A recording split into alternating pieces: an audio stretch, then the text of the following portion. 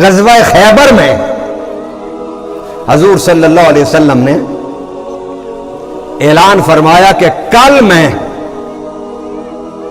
جھنڈا اسے دوں گا کہ جس کے ہاتھ سے اللہ نے خیبر کی فتح عطا فرمانی ہے، اور وہ ہوگا جس سے اللہ بھی پیار کرتا ہوگا، رسول بھی پیار کرتا ہوگا، زمین والے بھی، آسمان والے بھی، ملائکہ بھی، جن بھی، انسان بھی۔ اب سارے صحابہ بڑے کانشس تھے، مضطرب تھے کہ کاش کل ہمیں حضور کہہ دیں، اور اس سے پہلے سارے علماء بیان کرتے ہیں کہ حضرت ابو بکر ایک دن جھنڈا لے کر گئے لیکن فتح نہ ہوا خیبر، حضرت عمر فاروق لے کر گئے جھنڈا، خیبر فتح نہ ہوا، باقی صحابہ گئے، خیبر فتح نہ ہوا۔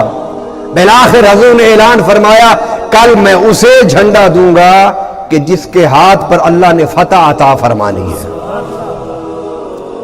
خدا کی قدرت و مشیت دیکھیے کہ صبح حضور جلوہ گر ہیں، سارے صحابہ سامنے بیٹھے ہیں، اور اس انتظار میں کہ حضور ہمیں اشارہ فرمائیں گے، سب کی نظریں حضور کے چہرے انور پر ہیں، اور حضور کی نظریں کسی کو تلاش کر رہی ہیں۔ میرے آقا فرماتے ہیں تھوڑی دیر کے بعد آئین علی، علی کدھر ہیں؟ یا رسول اللہ وہ تو خیمے میں سوئے ہوئے ہیں، میں انہیں بلا کے لاؤ؟ اس نے کہا حضور ان کے تو آشوب چشم ہے، آشوب چشم ہے، آرام کر رہے ہیں۔ فرمایا بلا کے لاؤ علی کو۔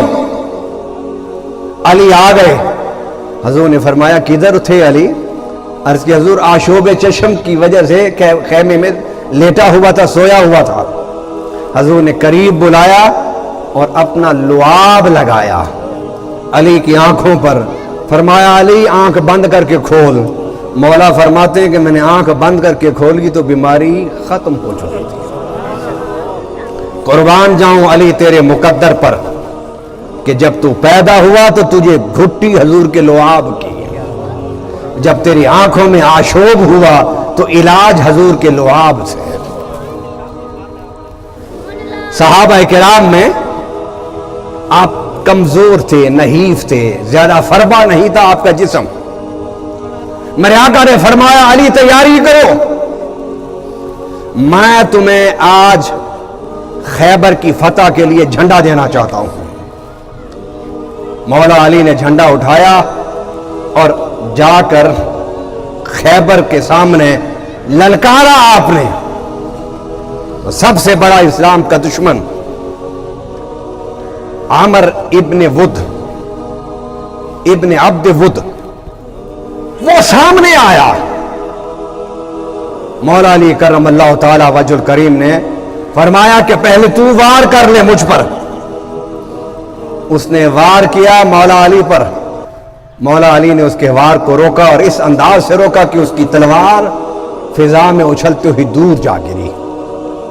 آپ نے اسے فرمایا کہ جاؤ تلوار اٹھا لو، تم نے جو وار کرنا تھا کر لیا، کوئی یہ نہ کہے کہ علی نے نہتے پر وار کیا تھا۔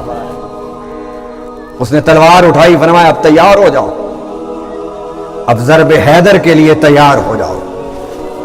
آپ نے ضرب لگائی اس کے سر پر، اور اس کا سر دو حصوں میں پھٹتا ہوا جسم اس کا دو حصوں میں تقسیم ہو گیا، اور اس نے 4 زرہیں پہنی ہوئی تھی، مگر 4 زرہیں بھی مولا علی کی شمشیر کا ضرب برداشت نہ کر سکی۔